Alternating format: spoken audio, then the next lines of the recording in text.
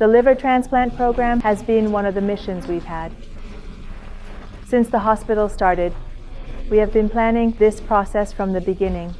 It's been a year since the preparation process took shape, after planning, and finally today with all our preparations. And the best colleagues in the field of surgery, anesthesia, nurses in various fields, and all.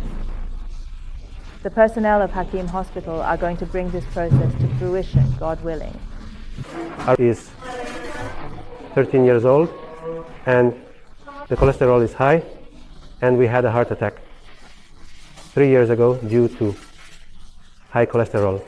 This child has an enzyme deficiency, so he can't metabolize cholesterol, which causes him to have high cholesterol. Deposits are forming all over his body. One of the areas where this deposit is made is his heart. Unfortunately, it has led to deposits in the coronary arteries. He had a heart operation 3 years ago. He has received all the medical treatments and therapies that have been available to treat hypercholesterolemia. Unfortunately, there has been no response to treatment. In these cases, your role is to have a kidney transplant until the end. Thank God, indeed, the current condition of the child is remarkably good now.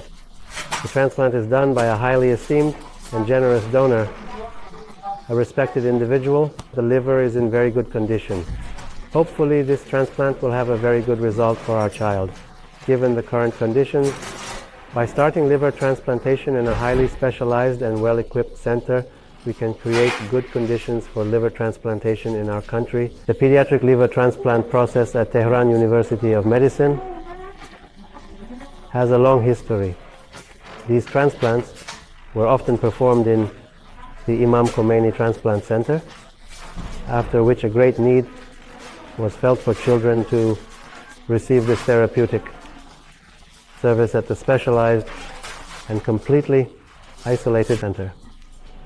The university is considering a center based on the fact that the Hakim Center is now considered a pediatric transplant center, and we performed the first pediatric transplant. It has a very well-equipped operating room, very experienced staff, and another thing is that they are very, very respectful, which is why we are providing a series of excellent facilities for all of them. As you can see, we monitor the patient daily, both in the morning and at night, to ensure he walks and his condition remains very stable. Thankfully, his treatment process has been good.